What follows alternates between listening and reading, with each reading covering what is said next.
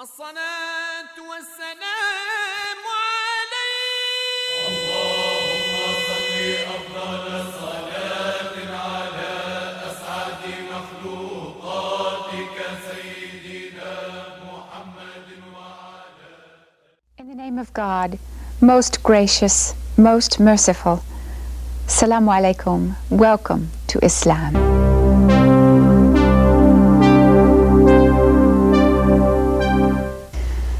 The Quran is the ultimate source of wisdom and guidance.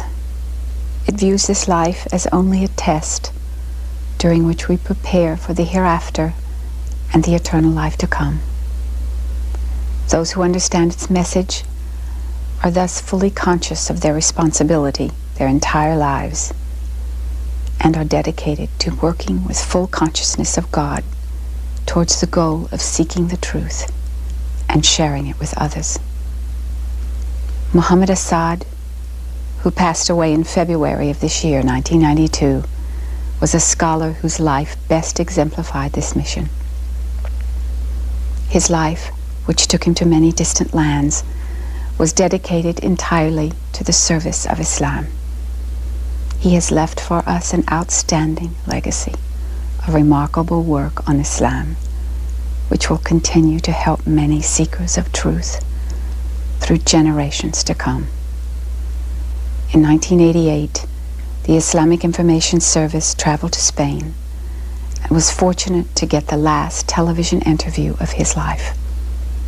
What you are about to see is unedited footage which will give you an insight into this truly great scholar's life. In your book, The Road to Mecca, you discuss the memories of your life and your childhood and then as you journeyed into Islam. For our viewers, could you tell us, where were you born? I was born in a city called Lwów, or Lemberg in German, in the eastern part of Austria, which was then Austria. It is no more now. And I spent my earliest childhood there and later in Vienna until I left Austria as a grown-up young man. Were you a member of a large family, or did you have many brothers and sisters? I had one brother and one sister. Elder brother and younger sister. I was the middle one.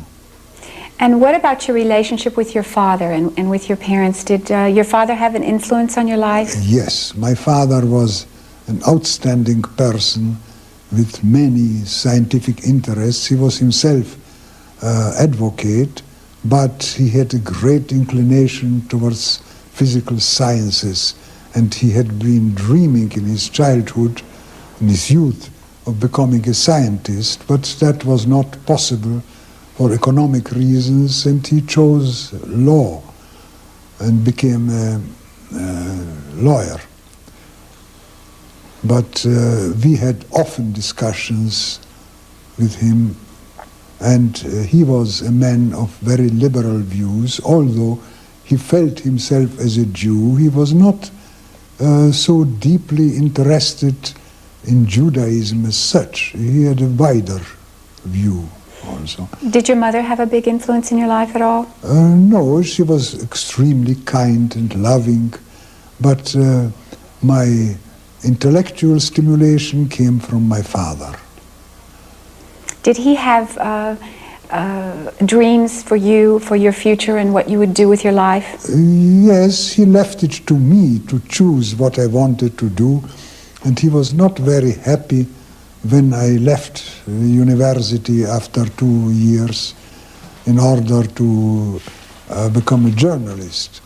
But still, he accepted it. Where did you attend university? Vienna. In Vienna. Yes. I studied philosophy and history of art and history in general. What made you want to become a journalist? It did not make me desire. You see, when I was 19 years old, nearly 20, I left Vienna and went to Berlin on my own. I left the university. And since I had to fend for myself, I started looking for a job and got a job in a news agency. This was a semi-American agency, United Telegraph. And so my journalism started. And later on, I was invited by an uncle of mine who was a psychiatrist and living in Jerusalem in charge of a mental hospital. He was unmarried and alone, and we had always a very close relation. He was the youngest brother of my mother, and he invited me to Jerusalem to stay with him for some time because he felt lonely. He opposed the idea of Zionism, and he was more or less isolated within his community. Well, I went to Jerusalem and stayed with him for some months, and there began my attraction to the Muslim world and through them to Islam. What was your political and philosophical view at the time you came to Jerusalem? My political views were nil. My philosophical views were those of a young, inexperienced man, and I wouldn't like to boast about them today. But I felt from the very first moment that the aim of Jewish colonization of Palestine and doing thereby wrong to the Arabs was immoral. And I became averse to the idea of Zionism from the very first moment of my contact with it.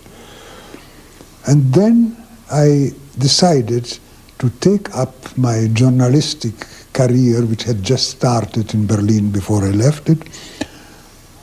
I wrote an article, made 10 copies of it, and sent it to 10 newspapers in Europe.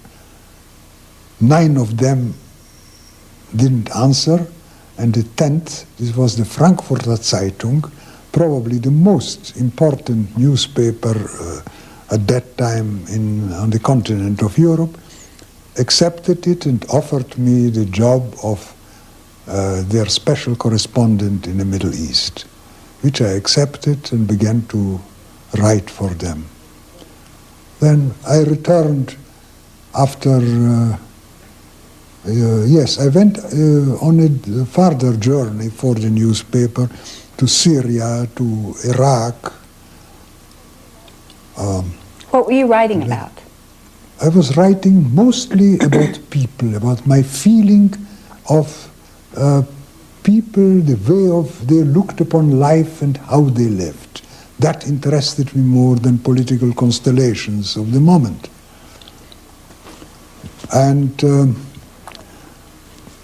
apparently these articles were well received, and very soon I had a name in the German press. When I returned to Germany after an absence of 2 years, I wrote a book on those past journeys in German, which was called Unromantisches Morgenland. It means the non-romantic East, where I discussed, among other things, the idea of Zionism and question of Egyptian independence and so forth. Then, after a few months, I was sent out on another very long journey, which took me years. Went again to Egypt, Syria, Iraq, Iran, Afghanistan, and returned via Central Asia and Russia to Europe. You were coming back from Afghanistan. Yes, but during that journey, there developed in me great attraction to Islam, which came first through my liking the Arabs in Palestine and Syria. I found them open and pleasant to deal with, and gradually I learned Bazari Arabic, could talk to some extent with them, and became interested in what they thought, what they imagined. And so I came upon Islam and started reading about it, became more and more interested. When you learned Arabic, was it the language of the people first before you learned classic Arabic? Of course. I learned my Arabic in the souk, in the bazaar, just picked up, as most of my languages were. And then on my second long trip to the Muslim world, I was in Afghanistan, in Herat, western Afghanistan. And I rode in late autumn over the Hindu Kush mountains to Kabul.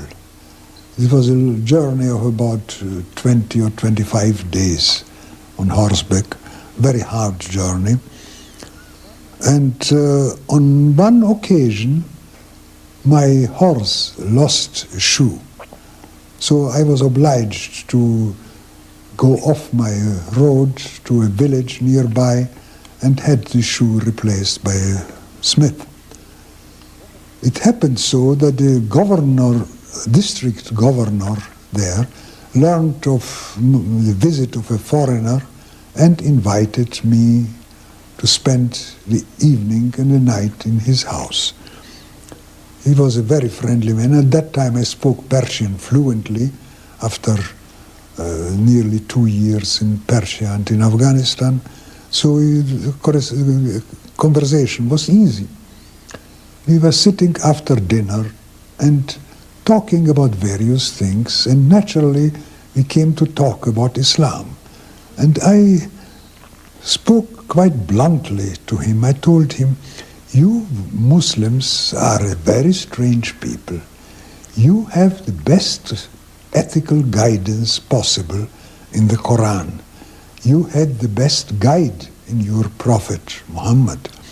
How is it that you have abandoned the ways recommended in the Quran and by the Prophet and have fallen into such a decadence? Why are you acting in so many ways against the precepts of the Quran?" And so it went on discussing. At the end he looked at me and he said, "You are a Muslim." I was quite astonished and I said, "No, it never occurred to me to be a Muslim. I am not." He says, "Oh yes, you are a Muslim, only you don't know it. One day you will come to know it." And these were prophetic words. Later on, when I returned from that journey a few months later, I really became a Muslim. Could you describe for us the actual event of your becoming a Muslim and how that took place? Yes. After my return from my second long journey to the Muslim world, I was living in Berlin and started reading the Quran in translation because my Arabic was still insufficient to read it in its original language. And one day I was discussing it, of course, often with my first wife, who was a German, older than me, and who was equally interested in Islam. And one day we were traveling in the underground in Berlin. And this was in the year 1926. It was a year of great prosperity in Central Europe after years of misery and inflation. And all people were well dressed, people who were in the underground train together with us, well dressed and well fed apparently. But it appeared to me that their faces were not happy. And I looked from one to the other and saw there is unhappiness in these people. They are oppressed. And I turned to my wife, who was, by the way, a painter and accustomed to observe faces, and I said, "What do you think of the faces of these people?" And she said, "They are unhappy." Same impression she had. When I came home, I could not explain to myself why it was, because, as I said, it was a prosperity year in Central Europe. I happened and to find an open copy of the German translation of the Quran on my desk, which I had left before going out. And I took it up, and the first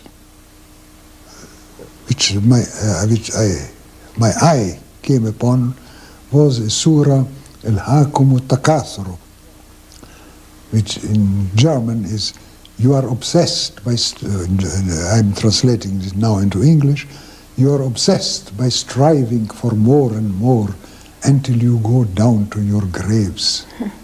Oh, you would, if you would but see it, and again, if you would see, and then you will see one day that you are in hell, and on that day you will be asked, what did you do with the boon of life? It came to my mind that this is the illustration of our present modern life. People are unsatisfied, wanting more and more material goods, and are unhappy, and they do not see that they are living in hell now. And God says in this verse, in this surah, one day you will see hell with the eye of certainty, and then you will be asked, what did you do with the boon of life? And I was so struck by it, by this coincidence of finding this surah as an explanation of what I had seen previously in the underground train. I told myself, how is it possible that a man living 1400 years ago had composed a book describing the situation of today, showing us what people feel now? No human being, not the greatest genius, could do such a thing, and especially not an Arab who was unlettered, who did not know anything beyond the confines of the Arab world. No, this book must be inspired, and inspired by whom? It is. Then I became certain that it was a revealed book. Next day I went to the head of the Muslim community in Berlin, whom I had known superficially from before. It was an Indian Muslim gentleman by name of Abdul Jabbar Khairi, and I told him, I want to become a Muslim. What shall I do? He said, it's very simple, give me your hand. And I gave him my hand. He said, repeat after me, La ilaha illallah Muhammad Rasulullah, which I did. He says, you are a Muslim now. I said, good, accepted. And then he said, wait, your name is Leopold, Leo, lion, lion. In Arabic it is Asad. Let your name be Muhammad Asad. It never occurred to me before to change my name, but since he suggested it, I accepted it. And I said, let it be Muhammad Asad. And so I became Muhammad Asad from that day on. That was in September 1926. Thing that you knew intuitively that an Arab could not have intellectually. An Arab, anybody. Plato, if he had lived at that time, could not have composed a book describing the situation 2,000 years, 1,400 years later. No, not the greatest genius, Arab or non-Arab, could do it himself, by himself. And later I found in the Quran many such indications of wisdom which could not come from a human mind, you know. At that point, did it inspire you to go on to other things Islamically? Oh, where did that then take I you started. at that point? Then I started learning Arabic, and some months later I went to Egypt, stayed for a time there. Later on, together with my wife, who became a Muslim together with me, and then we went on Hajj, to Mecca, and my wife fell ill just before the Hajj, and after the Hajj she died there, which was a great shock to me, and I remained for some weeks alone in a room and didn't want to see anybody, and it gradually developed. Then I met the king's son first, and then the King Abdulaziz, for whom, by the way, I had a letter of introduction from the head of the Muslim community in Berlin.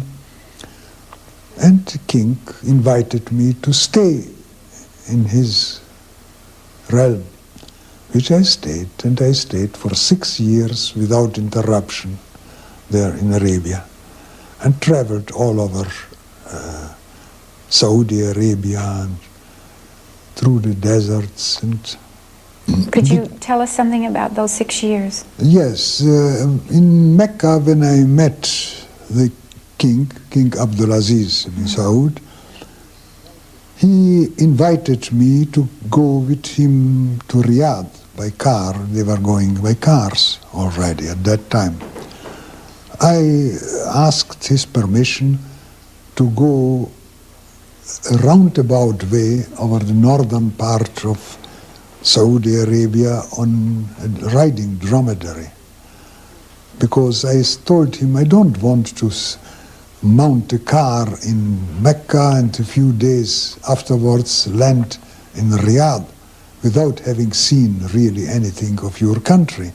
If you allow me, I will travel on camel's back.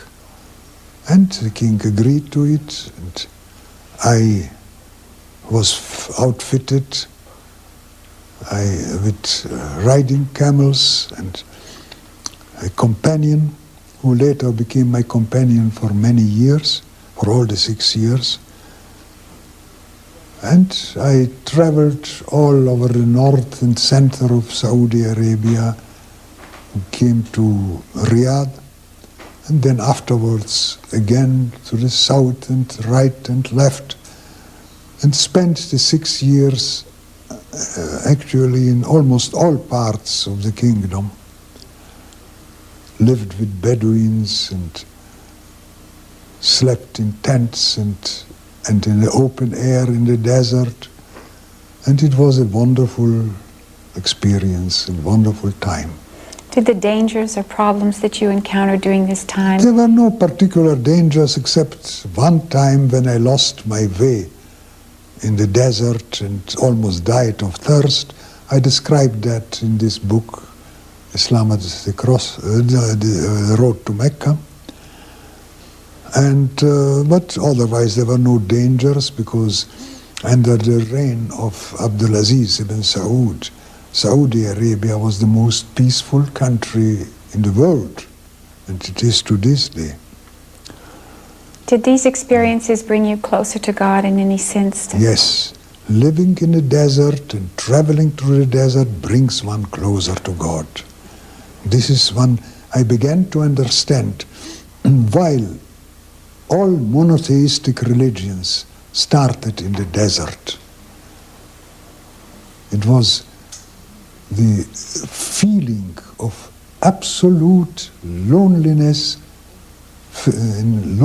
facing God, and the feeling of insignificance in the midst of nature, and dependence on one central power. Therefore, I believe this is the reason why the ancient Hebrews came to the concept of one God, and why Islam was born in Arabia and not in more fertile countries. What about your experience with the Bedouins? Bedouins, you see, are very often misunderstood in Europe. Many Westerners regard them as uncultured barbarians, which is not at all true. The Bedouins had, until very recently, a very clear-cut culture of their own. there was such a thing as Bedouin culture, which they carried with them since centuries. For instance, poetry was a thing living in the Bedouins. They not only knew and recited poetry, they could compose poetry. Once I happened to be guest of the governor of northern Saudi Arabia. He was, by the way, the brother-in-law of the king. And we were sitting outside his palace and surrounded by many people. Some of them brought judicial cases before the Amir, the governor, to decide. And he gave his judgment in this case, in that case, to the satisfaction of all parties. And one Bedouin was sitting next to me, and he turned to me and said, "Did you see that? Did you hear it?" And he recited a poem in the praise, which I later learned was by Mutanabbi, a great Arab poet, in praise of Saif-ud-Dawla, a Muslim ruler. And in that poet he spoke of the greatness of this man who was able to judge between people and so. And it occurred to me, where in the West could you find a company of unlettered people who would quote, let us say, Shakespeare to you, or Goethe, or so? Impossible. In Europe, in America, culture is reserved to a particular class of educated people, while in Arabia, among the Bedouins, it was spread throughout the whole nation. The Bedouins were as much connected with pre-Islamic poetry as any professor in a university might be. So this was an extraordinary experience, showing that these people are not barbarians, but they are inheritors of a very ancient civilization. And I began to understand why Islam had to grow up among Arabs in Arabia. This was the proper fertile ground for the spread of a religion like Islam, based on the concept of one God, of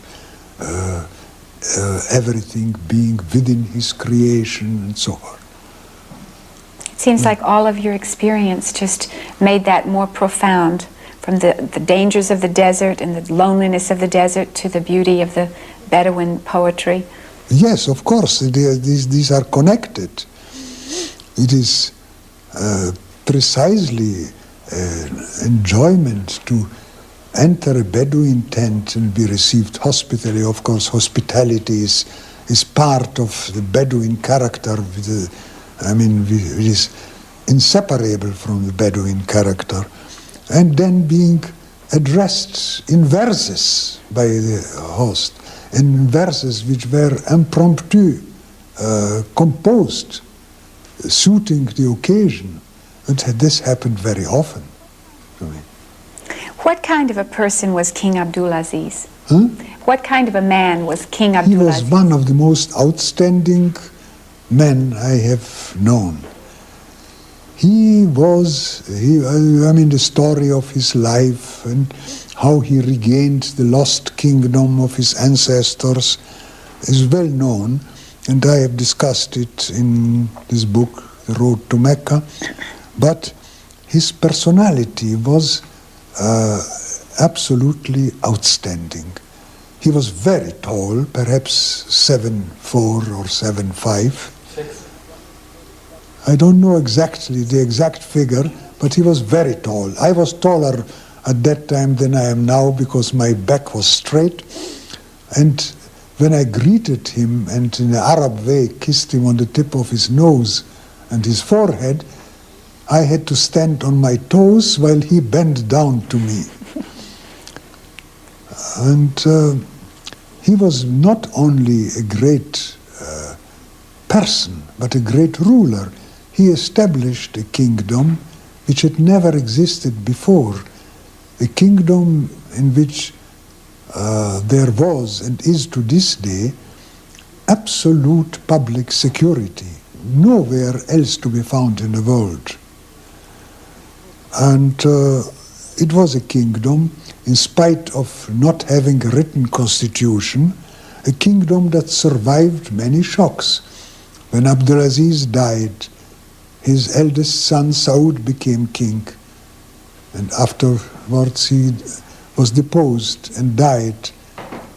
Then King Faisal, the younger son, became king, and he was murdered. And then after him, his younger brother Khalid became king, and so forth to the present time. And all these shocks did not change anything in the structure of the political structure of the country, and left it undisturbed. No other country in the world, I think, could have survived such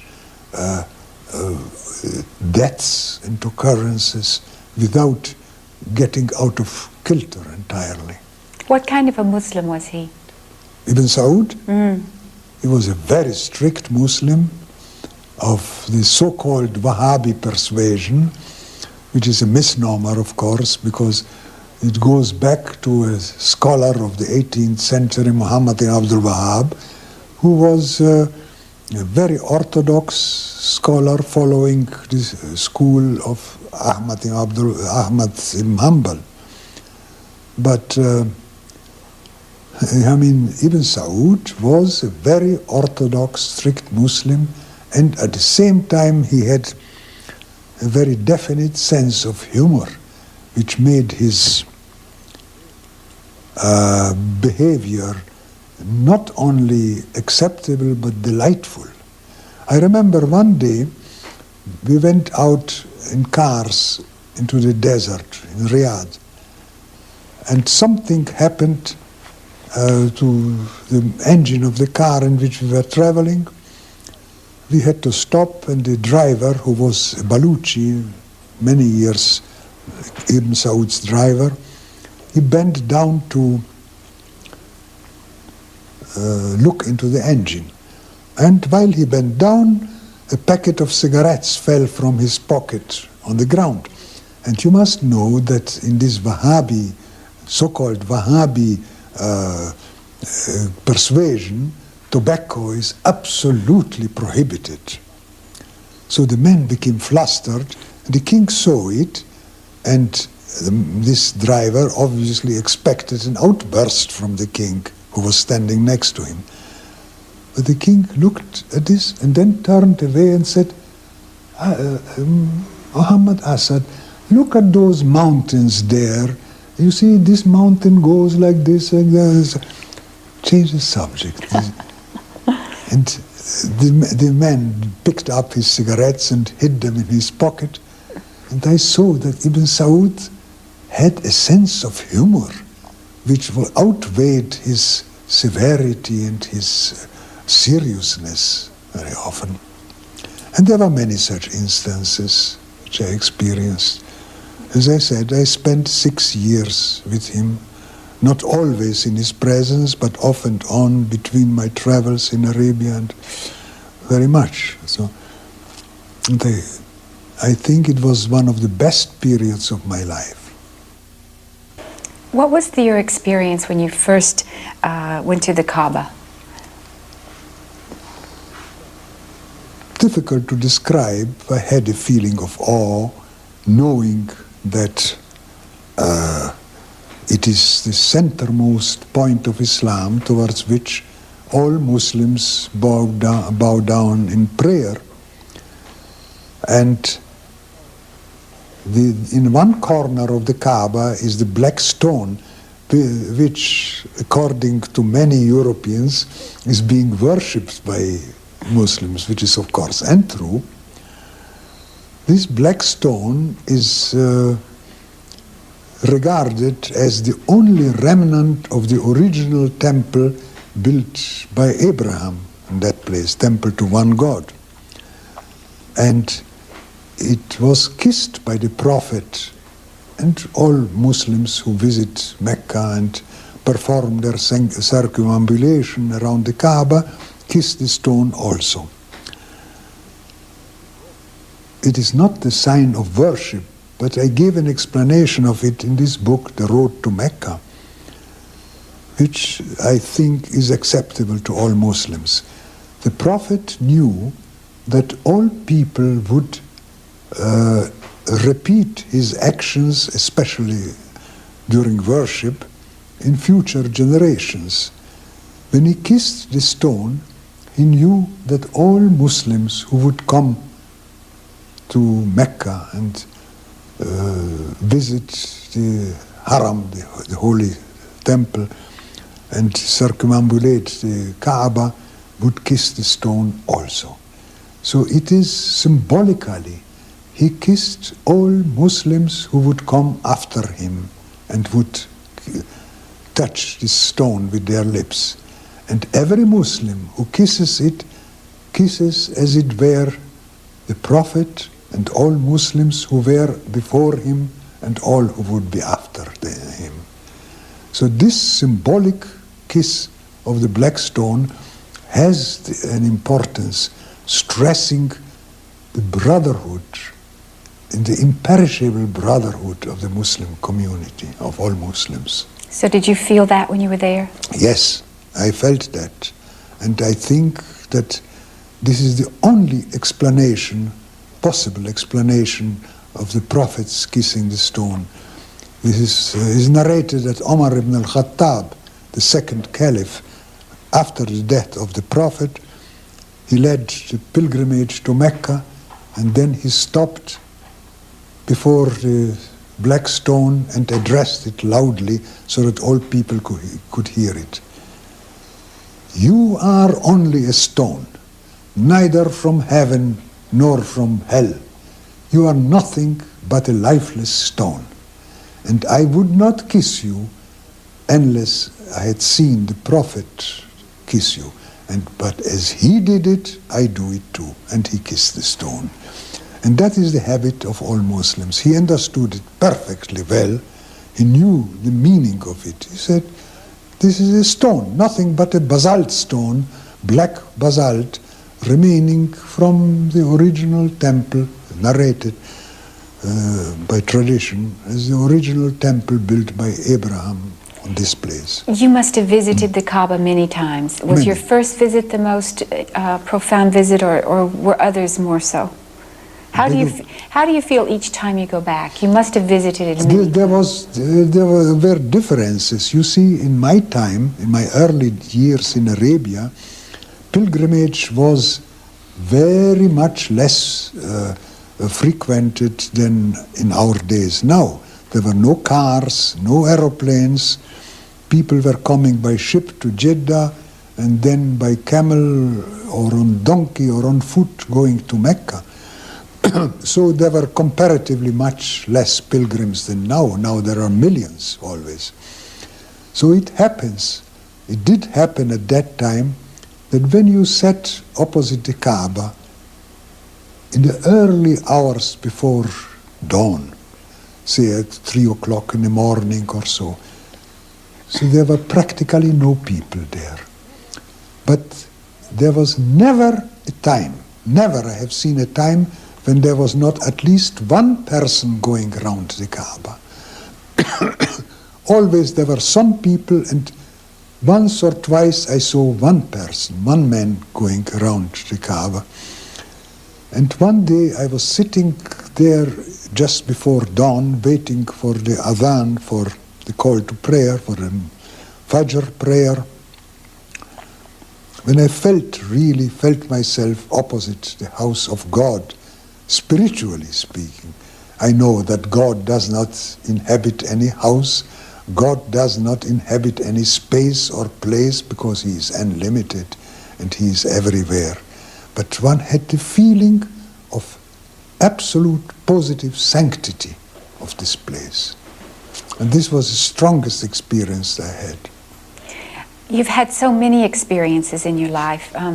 After you left Saudi, are there any other experiences that really stand out in your mind? Many, but I can't recall them offhand. You see. What was your next journey when you left Saudi? Next, you see, I was persuaded by some Indian Muslim friends whom I met, with whom I became friends in Mecca, to visit India, because they said this is one of the largest Muslim communities in the world and you must come to know it. And so I decided to go for a few months visit to India. And I went there, and out of the few months became many, many years. And I stayed there because I met an outstanding Muslim thinker and philosopher, Muhammad Iqbal, with whom I became friends and who persuaded me to remain in India and to work for the establishment of Pakistan. And he was the father of this idea, actually. What influence has your wife had on your journey? On my journey? Through life. Journey through life, yes. She was the best companion I can imagine, entirely understanding what I was aiming at, what I am aiming at, and helping me in many innumerable ways. Actually, when before I started on translating and the Quran and commenting upon it, it was her suggestion that I should do this work. And while I was doing it, we were discussing every verse which I translated. She does not know Arabic enough to read it in original, but we were discussing in a translation and trying to polish it up to the best of our ability, and she was collaborating with me without interruption the whole time. Without her, I would probably never have done this work. So this is one aspect of influence. And in general, I must confess that I am a somewhat lazy person. And many times I wanted to give up a work on which I was engaged, and it was her urging that kept me to continue and continuing it. And I am grateful to her and always will be grateful to her, although she will herself, out of modesty, probably denying what I am saying. But without her, I would not have done a quarter of what I... Was she born a Muslim? No. She became a Muslim just a few months before we met in New York. She was reading herself. She was not satisfied with her Catholic background. And from the age of 14, 15, she started reading about various other religions, and finally she started reading about Islam. It always comes in the West last, because there is a prejudice against it, and found it in some ways immediately attractive. And since she was at that time in the State Department, and she was part of the American U.S. delegation to the United Nations, in charge of the Secretariat of the mission. And in the United Nations she met many Muslims, especially Muslims from Pakistan, with whom she could share thoughts in English. And she became gradually convinced that Islam is her way, and she became a Muslim just a short time before we met. And we met, as a matter of fact, in Pakistan House in New York. If you had to say, what impact has Islam had on you in a spiritual sense? How has it changed your life? It is very difficult to say. It is given a center of, an ideological center to my life. And that is, I suppose, the main thing which it did. It has colored all my thoughts and my endeavors, whatever they are worth for, and has made me spend years of my life on working on Islamic problems. If you had to say that your life had a purpose, that you were born with a destiny of a purpose in this life, what would you consider that destiny and purpose to have been? I would say the destiny is that has passed and is known to us. This is precisely the point. We don't know the future. We don't know what destiny may bring to us. But we know, as Muslims, that whatever happened to us in the past had to happen and could not have been otherwise, because obviously it was God-willed, and since it was God-willed, it could not have taken another course. We are believing in predestination backward, what has happened in the past.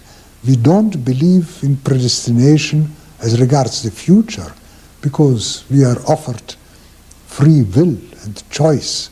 So we are trying, in accordance with our best knowledge and understanding, to do the right thing, if we try to do the right thing. Were you born into this life to accomplish a task? And if so, what was that task? I don't know that. That is not for me to answer whether I was born to accomplish a task or not. This is for God to decide. I have tried in my life to do certain things. Some of them were satisfying to me, about others I am unsatisfied or not fully satisfied. But the purpose of my life, what the final purpose of my life was and is, God alone knows. You're living in Spain now, and what lessons can Muslims draw from the fate of their Arab brothers in Spain? What, in your opinion, was the cause of the downfall of Muslims in Spain? The cause of the downfall was, first of all, the political disunity among the various groupments in Spain, split up into states, the decadence of social life, loss of real Islamic impetus gradually, as in all over the Muslim world, but mainly it was the political disunity and rivalry between the various states or statelets there in Muslim Spain. Had this not been the case, whole Spain would have remained Muslim to this day.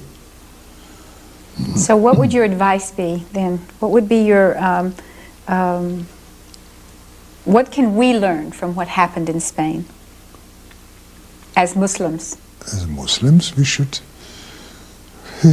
I don't think that Spain has a particular lesson which other parts of the Muslim world don't offer, but I believe that, first of all, we should safeguard the consciousness of one Muslim community, brotherhood of Muslims. Secondly, we should try to live up to what Islam teaches us and not be only nominally Muslims. Not think that the observation of a few rituals makes us Muslims alone. We must give our life Islamic contents.